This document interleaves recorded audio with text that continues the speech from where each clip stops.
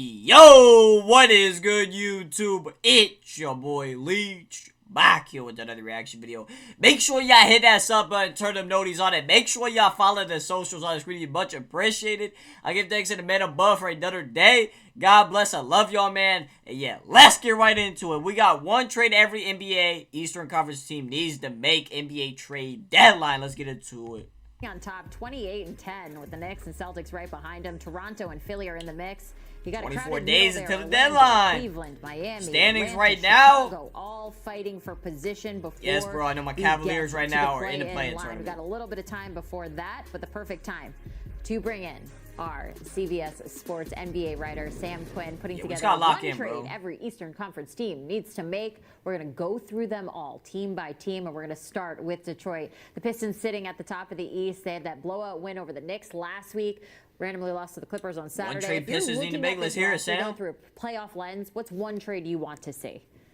Yeah, the one thing this team really needs is more shooting. They're great in the paint, but the shooting great. So why not look to the Brooklyn Nets, who have Michael Porter Jr.? That was the video. You know, they're trying to tank. They traded a lot to get their pick back. You can get trade for MPJ. Yo, imagine to losing games. Oh my goodness, bro! If they had an MPJ, so could you do something with maybe Jaden Ivey, Tobias Harris, the first round pick? Give up Tobias Harris, Jaden Ivey. I think the Nets are going to be picky here. They're reporting late in first round pick, 2027 second round pick via They'll Bucks. take one if it's a good one, but they're not going to force a trade just for the sake of making a trade. Maybe you have to put in a little bit more than this, but I think this makes sense for both sides. I think Jaden Ivey would be a nice prospect for Brooklyn to take a look at. All right, let's talk about the next up here. So Tom Thibodeau has talked all season about ball movement and spacing. Jalen Brunson's been playing at an all-NBA level. What's the trade that complements what they're doing well already? Yeah, the Knicks are in sort of a complicated position from a trade standpoint because they just don't have that much salary to work with. Obviously, they're pressed up against the second apron as a hard cap. So you're looking at, can you maybe trade Gershon Yabusele, trade for Najee Marshall, bro? Guy, get somebody in that from $8 the $9 million range. Bro, that'd be a tough ass addition, bro. A three-team trade. We need the Nets to cap. So the Nets would get Yubesele. If you could get Najee Marshall, you could kind of shore up that wing defense on the bench. That's been a little bit of an issue. You're solid with OG Anunoby and Mikal Bridges. After that, it's a little bit shakier. And the Mavs get Defense Landry is going to be a Shamet, priority with Jalen Brunson and Karl Anthony Towns having some vulnerabilities on that end of the floor. I think Najee Marshall could help. That he can handle. Yo, that would be a crazy three-team trade, bro. Imagine they get Najee Marshall. Mike Brown, of course. Mike Brown, New York, sitting right there at 25-14. Let's look at the Celtics. You look at a team that's built for the postseason. Oh, we got the Celtics. Season. What's one move Boston needs to make to just get that insurance? And they're what, third in the East right now? I think Celtics fans are going to be a little upset with me, but the trade that I came up with for them was about ducking the luxury tax. They're a repeater tax team, and they have to look at not just this year, not just next year, but the next 4 or 5 years. They have a long runway ahead of them with Jason Tatum coming back, Jaylen Brown playing at the highest level of his career. So the trade I came up with was with the Utah Jazz, involved Anthony Simons and Sam Hauser going trade for Nurkic and Mikhail and Svi Mikhail, and they get Anthony Simons, Sam Hauser though. The idea here would be, I don't know. I think it's a bad trade, y'all. Nah, they gotta. Yeah, I don't know. 2026 first round pick, 2026 second round pick. Give you some backup shooting, but the I'm gonna pause right here. What do y'all think about this trade? I mean, you get Nurkic, who's a really good big. I mean, I wouldn't say he's really good, but he's solid. Let me not say that. Mikailu's a really good shooter, though. But I don't think he's a better shooter than Sam Hauser, though. But you're giving up Simons. You get below the tax this year. But it don't really make sense for the Jazz to get Simons, though. They have so many damn guards, bro. Now you can spend with impunity. I don't know about this for the rest of the Jason Tatum, Jaylen Brown era. I think that's going to be important because, you know, as we saw coming into this season, they were going to have a $500 million payroll before they started jettisoning some veterans. So you don't want to put yourself in a position to do that again. I'm thinking about ducking the tax in this year where Tatum is hurt and maybe your championship odds aren't quite as high as they could be in a few years. Yeah, Boston fans are not going to like that. Not going to like that at all. Yeah, nah. They want to win. They want to win. I wouldn't either, though. Always, but I guess that's how every team is. Let's talk about Toronto next. They've been clear that they want to stay competitive while building sustainability over there. With that in mind, is there a trade that needs to go down about one trade Raptors need to make? More of a win now piece or maximizing value while their assets are high? Yeah, Toronto needs to make a talent play of some sort, right? Like the way they're winning, it's mostly with their bench. Their starting lineup hasn't been quite as good. Do you go get a star and say, we need to increase our upside? They've been linked to Ja Morant. Yeah, I don't know that I love the fit. Not great to have another iffy shooter on a team with Scotty Barnes, who's been up and down, with Jakob Poeltl, who never takes threes at all. But if you could do this at a relatively low price, maybe the talent play is just worth it. So I have this deal. Grizzlies would receive quickly Abaje and Grady Dick. And Grady Dick would give the Grizzlies, a very good player development team a chance to take a look at these two young guys. Good return for Toronto, Memphis. Want to keep longer Pretty term. solid return. But this is going to come down to, do the Grizzlies want Emmanuel Quickley as their longer term point guard? He's a little bit cheaper than Ja Morant. He's a little bit easier to fit into a team structure. I think Quickly's tough, bro. I think his biggest thing is being 4 years consistent, left on that pretty big contract. I mean, that's for a lot of players, then this deal falls apart. If they do, we might have our Ja Morant team. Ooh, all right, let's talk about the Sixers next. That would be Nurse sick. has talked about needing lineup versatility come playoff time. Give me one trade that you feel like this team needs to make in order to accomplish that. One trade 76ers I'm not need to thrilled with the fan bases that I'm annoying today. Obviously, Boston Philadelphia fans are very, very passionate. The Sixers have ducked the luxury tax several times in the past 2 years at the deadline, and I wouldn't be surprised if they did it again. So the deal that I came up with, can you get off of Andre Drummond? Could you get off of Eric Gordon? Could you get off of Kyle Lowry? These, kind of extraneous salaries. You give up some second-round picks, but you duck the luxury tax. Now, that's what the Sixers received. My bad. Philly, Nets received Drummond, Lowry, Gordon. Doing that again in future 2027 second-round pick, more favorable Warriors. Suns, 2028 second-round pick, the Warriors 29. But this ownership group, Daryl Morey, have always been very good at ducking the tax at the trade deadline. I don't think they're quite in championship contention mode yet. So if they can do that, I think it's something they consider. Yeah. Pissing off the wrong people there. I'm just kidding. I think you'll be just fine. Cleveland is 22-18. Oh, here come my Cavs. For a while Let now. them know. Is there a trade that needs to happen. Yeah, they got to do something. Change who closes out close games. Get rid of Lonzo. I've been hearing, obviously. Yeah, Cleveland has really leaned more into Evan Mobley at center this year than they ever have. I don't think wing is as much of an issue as it's been in the past.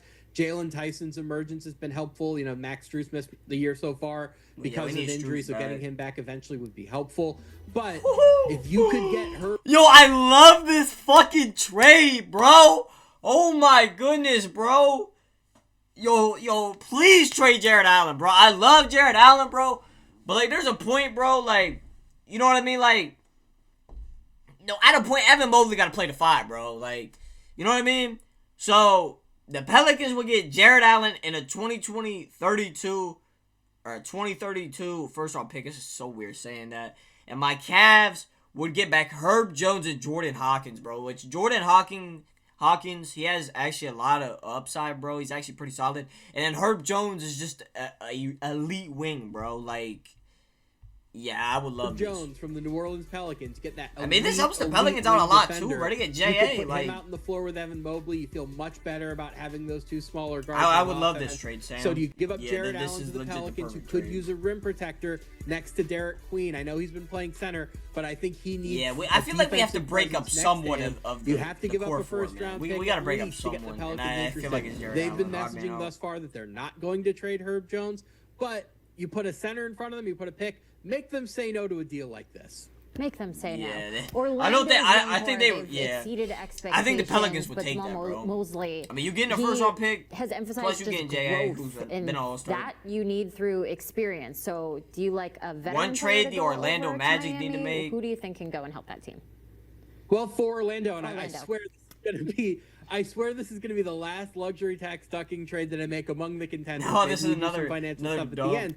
But they need to duck the tax because Paolo Banchero's rookie extension is going to kick in Trade away Tyus Jones for second-round pick. And Anthony Black is playing very, very well. He's going to get an expensive extension as well, I would assume. So let's just get off of the Tyus Jones contract. Give up some second-round picks to Washington. Just another salary dump. 2026 second-round pick via Suns protected 31 to 55. Those are Magic. Wizards get Tyus Jones, 2028 second-round pick, and a 2026 second-round pick. Not been a factor for the Magic thus far this year. Man, more picks for the Wizards. They going to need the picks. For that extra point guard, so the Magic duck the tax here as well. And I promise, the trades are about to get a little bit more exciting. Let's go, Sam. Miami is next, and Spoelstra's always talking about adaptability, especially in the postseason. Nah, that Cavs trade got me ecstatic, bro. Fit into that Heat culture. Yo, if I got Well, I'd say ESPN notification, yo, the Cavs is trading J.A. to the Pelicans for Jordan Hawkins and Herb Jones. The Bucks have made it clear they will not trade him unless he asks for a trade. He is not going to ask for a trade, as he told What trade did he need to make? Giannis and Giannis onto the Kubo and Kuzma? They'll reconsider in the offseason. The Bucks received Tyler Hero, Terry Rozier, Sama Fontilla, Khalil Ware, Hawkins, Christmas Yaki Jonas, 2 first-round picks, 2029, 2031, 3 first-round Ware, very promising young big, 2030, 2032, and he get Giannis and Kuz. Could you convince the Heat? Or could you convince you imagine, bro? This season is yo, this would be crazy. The Nuggets last night with basically the entire Denver team. I love talking trades, Is it time for them to consider something like this? I think the answer is still no. I think like, this is more some of of these actually will happen. Anyway. That's the crazy but thing. You like, just put that offer out there happen. and say, you know what, Giannis? This team isn't looking great. Maybe you're ready for a change of scenery. Do whatever you can do behind the scenes to, kind of grease the wheels there. It's going to be a summer move, probably. Just make the offer. That would be a huge move. Yeah, I feel like Giannis will get traded. I doubt it at the deadline, but this summer I feel like he's out. One trade Hawks need to make. Embracing change with that mindset in place. What's the next trade Atlanta needs to make to really fully commit to this new direction? Yeah, Atlanta had been linked to Anthony Davis. I think his I've been hearing that injury is probably going to take that off of the table this year. Maybe it's something they reconsider down the line. But the Hawks do still want to get a center. Kristaps Porzingis has not been able to stay healthy. He's been dealing with that POTS condition. KP. So do you go to the Hawks get Nick Claxton? I like this. We'd like to trade for Nick Claxton. We'll give you Porzingis, and we'll give you our lesser first-round pick, the one from Cleveland this year, just to get a little bit more security. You could have Claxton on Onyeka Okongwu as kind of a versatile, defensive front court. They're both capable of defending out on the perimeter. I like Claxton's taken an offensive step this year. I think his playmaking would be very, very welcome in that Quinn Snyder system. So they address center, maybe not with the huge name that they've been linked to, but with a very good player nonetheless. Sitting right about 500 there. Another team that's kind of been stuck in the middle is Chicago. We've heard players acknowledge that inconsistency there. Who's a player that can help out with that consistency, or is this actually a seller move? What do you like to happen in Chicago? I would never describe Zion Williamson as consistent, but what I will say is there had been reporting earlier in the season that they view Josh Giddey as a Tyrese Halliburton-esque player.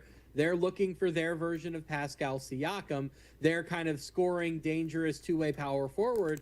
Could Zion Williamson be that player? They're very different kinds of players. Trade for Zion Williamson, bro. Different.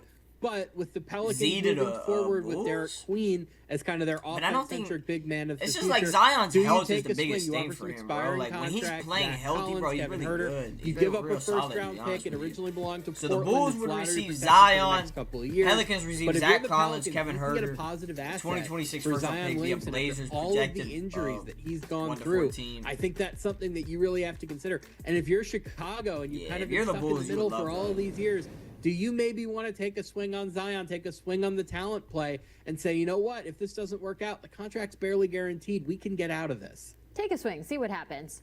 We just talked about this next player. So Giannis has said publicly he's locked in. He's focused on winning in Milwaukee.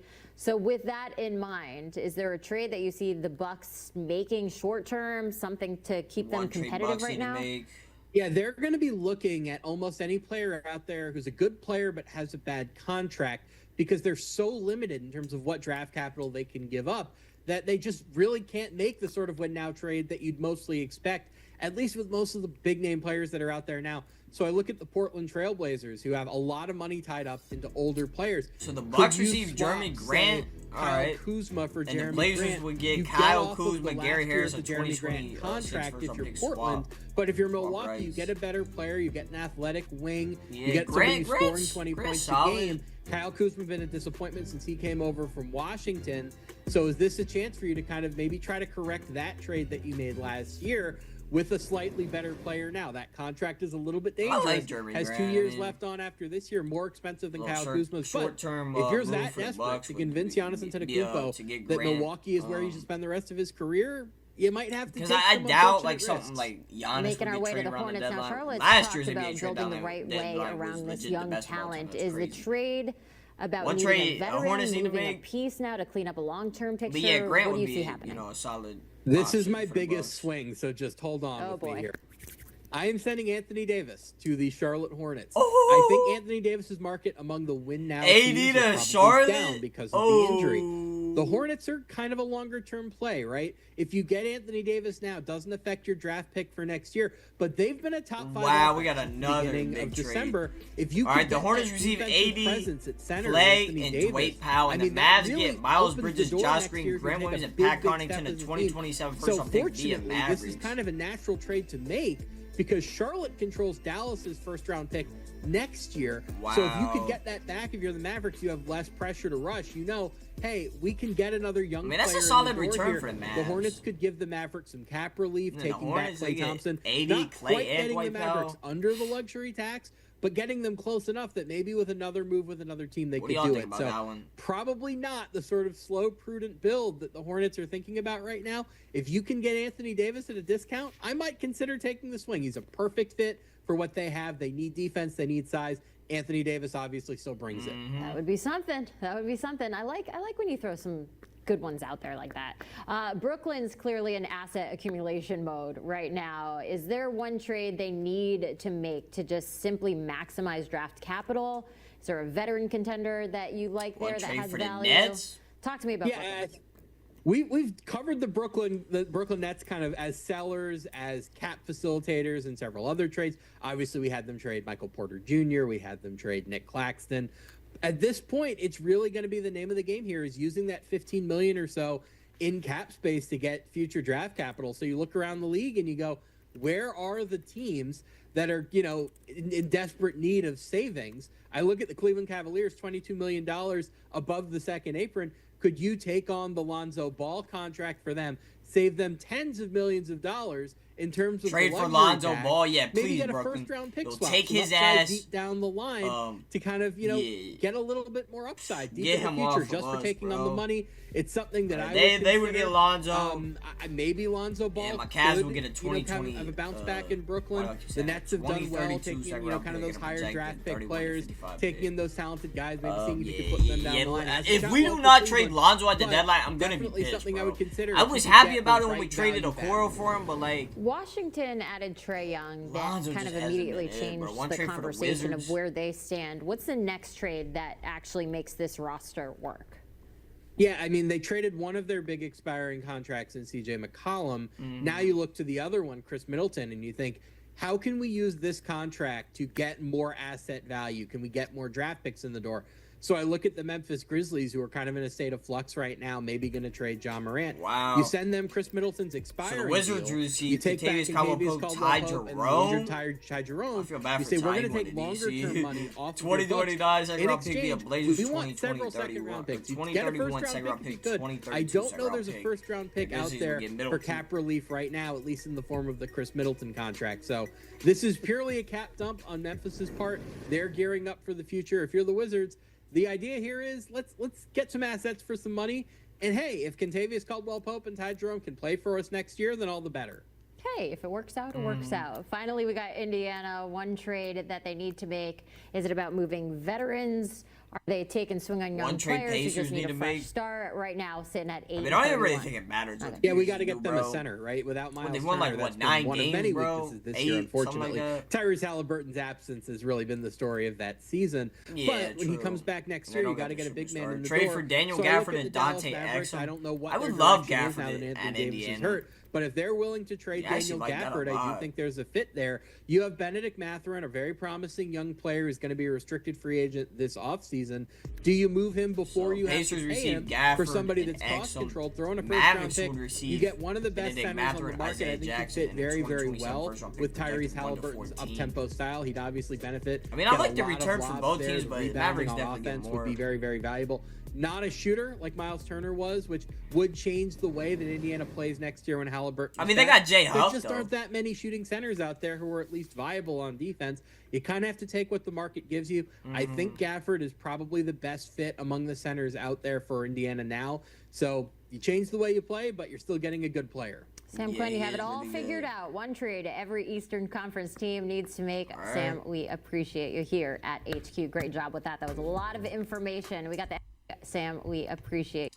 That's going to do it for one trade every NBA Eastern Conference team needs to make. before the NBA trade deadline, bro. Let me know in the comment section down below. What do y'all think about these trades? I think Sam did a pretty good job. Hopefully my Cavs, you know, they got to do something at the deadline, man. First of all, foremost, get rid of Lonzo Ball's trash ass. Hopefully they go trade for a wing. You know, it don't got to be Herb Jones. But I would love, you know, just to get another wing in there. But yeah, because the first half of the season for my Cleveland Cavaliers has not gone to plan. So we're gonna need a big second half of the season to really, you know, just get us into the playoffs, because we're in the play-in right now, bro. You do not want to be in the play-in, bro. We want to dodge the play-in if we can. You know, I just think it's sad, bro. Like, we just haven't been that good this year. Yes, injuries, but like at a point, bro, you know, we've been healthy at some stretches, bro. Not fully healthy, but I mean, you just gotta win, bro. Find a way, bro. And the thing that's been aggravating me this season, bro, not to just, you know, throw my Cavs in this video, but it's just been like they can't win like 3 or 4 in a row, bro. It's always, you know, you win 2 and then you lose 4. Like, you just gotta win, man. And the big thing is it's been the defense. You know, just making it too easy at times. You know, transition, getting back. Like, we give up a bunch of transition buckets. It's a lot of that. But hopefully, you know, we make some moves at the deadline, bro, and get better and have a better second half of the season. But yeah, let me know in the comment section down below. What do y'all think about these Eastern Conference trades before the deadline? But yeah, make sure y'all follow the socials on screen. Be much appreciated. I love you on the bout. Peace.